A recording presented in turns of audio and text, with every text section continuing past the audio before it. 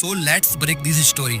Chhatrapati Sambhaji Maharaj, the son of Chhatrapati Shivaji Maharaj. Sambhaji Maharaj जब केवल 13 साल के थे, इन्होंने 13 साल की उम्र में ही 13 भाषा सीख ली थी। पुर्तगाली की भाषा, अंग्रेजों की भाषा, ब्रिटिश की भाषा, मुगलों की भाषा, Deccan language, Sanskrit, south Indian language जैसी बहुत सारी भाषा आसानी से सीख ली थी।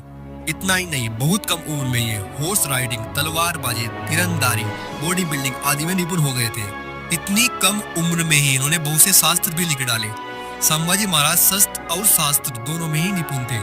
यहाँ पर एक बात ध्यान देने योग्य है कि जो लोग शस्त्र में निपुण होते हैं वो शास्त्र में निपुण नहीं हो सकते, और जो शास्त्र में निपुण होते हैं वो शस्त्र में निपुण नहीं हो सकते। लेकिन संभाजी महाराज दोनों ही चीजों में निपुण थे। छत्रपति संभाजी महाराज का जन्म 1657 में शिवाजी और उनकी पहली पत्नी साईबाई के घर हुआ। जब वे केवल 2.5 वर्ष के थे तो उनकी मां का निधन हो गया था।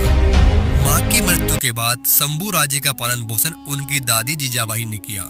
जीजाबाई ने अपने पुत्र शिवाजी की तरह ही पोते संभाजी में राष्ट्र प्रेम, धर्म प्रेम, हिंदुत्वी स्वराज, देव देश धर्म और आदर्श जीवन मूल्यों को स्थापित किया। Chhatrapati Sambhaji Maharaj, the son of Chhatrapati Shivaji Maharaj का जीवन बहुत ही कठिनाइयों से गुजरा। उन्होंने हिंदुत्व को बचाने के लिए पूरी जिंदगी निडर संघर्ष किया। ये एक ऐसे योद्धा थे जिसने औरंगजेब की रातों की नींद को हराम कर दिया था। ये हमारे भारत की इतिहास का वो पन्ना है जो हर किसी को जानना चाहिए। इन्होंने हिंदुत्व को बचाने के लिए अपनी जान की परवाह नहीं की। एक बार औरंगजेब ने छत्रपति शिवाजी को आगरा मिलने के लिए बुलाया। उस समय संभाजी महाराज केवल 9 वर्ष के थे, तो वे भी पिता के साथ गए। उस समय घोड़े से पिता पुत्र को 1200 किलोमीटर की दूरी तय करनी थी। आप ये सोचिए कैसे एक 9 साल का बच्चा 1200 किलोमीटर की दूरी अपने पिता के साथ घोड़े से तय कर रहा होगा। छल से औरंगजेब ने पिता और पुत्र दोनों को बंदी बना लिया और जेल में डाल दिया। संभाजी महाराज उस समय केवल 9 वर्ष के थे। वे घबराने के बजाय ये सोचने लगे कि कैसे जेल से बाहर निकला जाए, और एक दिन उन्होंने एक प्लान बनाया। उस प्लान के तहत मुगलों को धोखा देकर ये जेल से बाहर निकलने में कामयाब हो गए।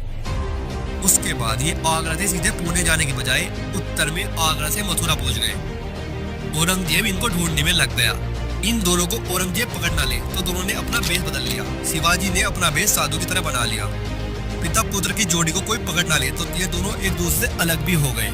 वहां से संभाजी महाराज 2200 किलोमीटर की दूरी तय करके राजगढ़ पहुंच गए। इसके बाद शिवाजी महाराज ने कई किलों को मुगलों से छुटा लिया। सन 1680 में छत्रपति शिवाजी महाराज का स्वर्गवास हो गया। सत्ता के गलियारों में ये सवाल उठने लगा कि शिवाजी महाराज के बाद कौन संभालेगा मराठा साम्राज्य की कमांड। एक तरफ थे संभाजी महाराज, वहीं दूसरी तरफ थे शिवाजी महाराज की दूसरी पत्नी के लड़के संभाजी के सौतेले भाई राजा राम। दरबारियों का कुछ ग्रुप संभाजी को सपोर्ट कर रहा था तो कुछ ग्रुप राजा राम को सपोर्ट कर रहा था। जब शिवाजी महाराज का स्वर्गवास हुआ तो संभाजी उस समय पनाला किले में कैद थे। कुछ इतिहासों में ऐसा उल्लेख है कि शिवाजी महाराज ने जिद और इनडिसिप्लिन के कारण संभाजी को इस किले में कैद कर दिया था। संभाजी की सौतेली मां ने कुछ मंत्रियों के सपोर्ट से राजा राम को 3 अप्रैल 1680 को मराठा साम्राज्य की गद्दी पर बैठा दिया। इसकी सूचना मिलते ही संभाजी पनाला किले से किसी तरह बाहर निकले और अपनी सौतेली मां सोराबाई को बंदी बना लिया। संभाजी महाराज ने अपनी वीरता और साहस का परिचय देते हुए बोला कि वह बनेगा मराठा साम्राज्य के दूसरे छत्रपति। 20 जुलाई 1680 को वे मराठा साम्राज्य के सिंहासन पर बैठ गए। औरंगाबाद इन्होंने औरंगजेब के सबसे बड़े किले को भी जीत लिया। पूरे इतिहास में संभाजी एक ऐसे लीडर थे जिन्होंने 9 साल की उम्र में नॉर्थ साउथ के अंदर 120 लड़ाइयां लड़ी, लेकिन वो एक भी नहीं हारे। औरंगजेब साउथ नॉर्थ में तो जीत चुका था, बस डेक्कन जीतना बाकी था। डेक्कन मीन्स दक्षिण, केरल, कर्नाटक, आंध्र प्रदेश, हैदराबाद आदि।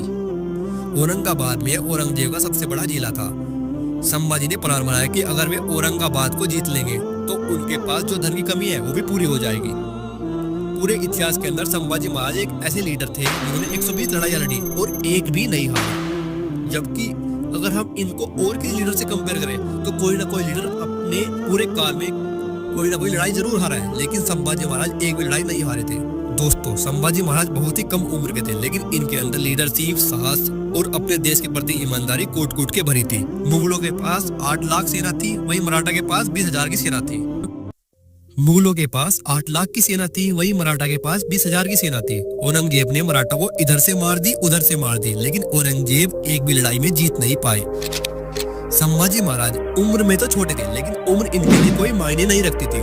इनके पास पैसे की तो कमी थी, लेकिन दिमाग में बहुत सारे इनोवेशन थे। उन्होंने आसपास के मोचों और दर्जों को इकट्ठा किया। उनको बोला पेड़ से रबड़ लाओ और उसे लकड़ी से तीर बनाकर उस पर लपेट दो। उसी लकड़ी पर एक साइड तेल लगाओ, दूसरी साइड बारूद लगाओ।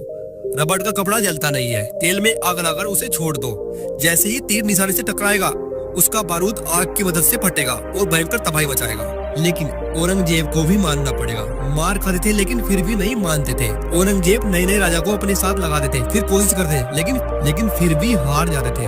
औरंगजेब को ये सब देखकर एक बात तो समझ आ गई थी कि ये जो लड़का है, इसे न तो मार सकते और न ही डरा सकते और न ही हरा सकते। ये लड़का नीडर है, लेकिन हमें तो अपनों ने लूटा, गैरों में कहाँ दम था। हमारी तो कितनी ही वहां डूबी जहाँ पानी कम था। आप सोच रहे होंगे कि मैं ये शेर यहाँ पर क्यों बोल रहा हूँ, तो इसका मतलब आपको आगे पता लगने वाला है। संभाजी महाराज के जो साले थे, यानी कि उनकी पत्नी के भाई, उन्होंने संभाजी महाराज से कुछ वेतनदारी की मांग की, जिसके लिए संभाजी महाराज ने क्लियर मना कर दिया। साल 1689 में संभाजी महाराज अपने पार्टनर कवि कलश के साथ एक गुप्त रास्ते से किसी मीटिंग के लिए जा रहे थे। तभी उनके साले साहब ने, जिनका नाम गिनोजी सिरके था, उस गुप्त रास्ते के बारे में औरंगजेब को बता दिया। तो औरंगजेब केवल मामूली से 2000 सिपाही लेकर इनको पकड़ने के लिए पहुंच गया, जिन्हें औरंगजेब कभी 20,000 सिपाही के साथ नहीं पकड़ पाया। आज औरंगजेब उन्हें केवल 2000 सिपाही के साथ पकड़ने गया और 2000 सिपाहियों के साथ उन्हें पकड़ भी लिया। जो 20,000 सिपाही के साथ नहीं पकड़े गए, कैसे वे 2000 सिपाहियों के साथ पकड़े गए? अपनों ने धोखा दिया। हमें तो गिनोजी सिरके ने लूटा, औरंगजेब में कहाँ दम था। जिन्हें 8 लाख लोग नहीं पकड़ पाए, चोरी से इनको पकड़ लिया। कवि कलश और संभाजी महाराज दोनों को रस्सियों में बांध दिया गया। औरंगजेब संभाजी महाराज से खुंदस खाए हुए थे। औरंगजेब ने संभाजी महाराज और कवि कलश को जोखुर कपड़े पहनाकर उनको ऊंट पर बांधकर उल्टा लटकाकर उनका अपमान किया। उनको पूरे शहर में घुमाया। कुछ लोगों ने पत्थर, कीचड़, गोबर आदि संभाजी महाराज और कवि कलश के ऊपर फेंके। उनके ऊपर टॉयलेट भी किया। शंभू राजे, संभाजी महाराज और कवि कलश दोनों ने अपनी आराध्या देवी का नाम जगदम्बा जपते हुए यह सब झेला। अपमानित करने के बाद संभाजी महाराज को औरंगजेब के दरबार में ले जाया गया। वहीं औरंगजेब ने उनको जीवित रहने के लिए संभाजी महाराज के सामने 3 शर्तें रखी। पहली शर्त थी मराठा साम्राज्य के छिपे हुए खजानों को उजागर करे। दूसरी शर्त थी उन मुगल गद्दारों के नाम उजागर करे जो मुगल दरबारों के अधिकारी थे। तीसरी शर्त थी इस्लाम कबूल करो। छत्रपति संभाजी महाराज ने सभी शर्तों को अस्वीकार कर दिया। औरंगजेब ने फिर से इन्हें इस्लाम कबूल करने को कहा। तब संभाजी महाराज ने उनसे कहा, धर्म मेरा प्राण है और मैं उसको कभी नहीं छोड़ूंगा। अपनी शर्तों को अस्वीकार करने के बाद औरंगजेब ने संभाजी महाराज और कवि कलश को अमानवीय यातनाएं देना शुरू कर दिया। मुगल सैनिक धीरे धीरे चिमटी से कभी उनके नखून को उखाड़ देते। सारे नखून निकाल देने के बाद एक एक करके उनकी उंगलियां भी काट दी गई। इतना अत्याचार करने के बाद औरंगजेब ने संभाजी को इस्लाम धर्म कबूल करने के लिए फिर से कहा, लेकिन उन्होंने हर बार की तरह इस प्रस्ताव को अस्वीकार कर दिया। एक दिन गुस्से से औरंगजेब ने उनकी जीभ भी काट दी। कुछ दिन बाद उनकी तवचा भी छील दी गई। इसके बाद गरम गरम सलाखों से उनकी आंखें भी निकाल दी गई। कुछ दिन बाद एक एक करके उनके हाथ भी काट दिए गए। लेकिन इतना सब कुछ होने के बाद भी संभाजी महाराज ने हार नहीं मानी। ना तो उन्होंने औरंगजेब की 3 शर्तें मानी और ना ही इस्लाम कबूल किया। झुकेगा नहीं साला। पुष्पराज, मैं झुकेगा नहीं साला। औरंगजेब बोला कि मैं तेरे सामने हार मान चुका हूँ। और आगे उन्होंने बोला कि मेरे 4 बेटे हैं, अगर एक भी बेटा तेरे जैसा होता तो मैं पूरे देश को मुगल सल्तनत बना देता। अंत में उनके सिर को काट दिया गया और एक विशेष हथियार थे, उनका धड़ 2 टुकड़ों में विभाजित कर दिया गया और सब टुकड़े को मुगलों द्वारा तुलापुर में भीमा नदी के संगम में फेंक दिया गया। गर्व है मुझे ऐसे वीर योद्धा पर जिसने अपनी जान की बाजी लगाकर भी हार नहीं मानी। उसने मुगलों के सामने अपना सिर झुकने नहीं दिया।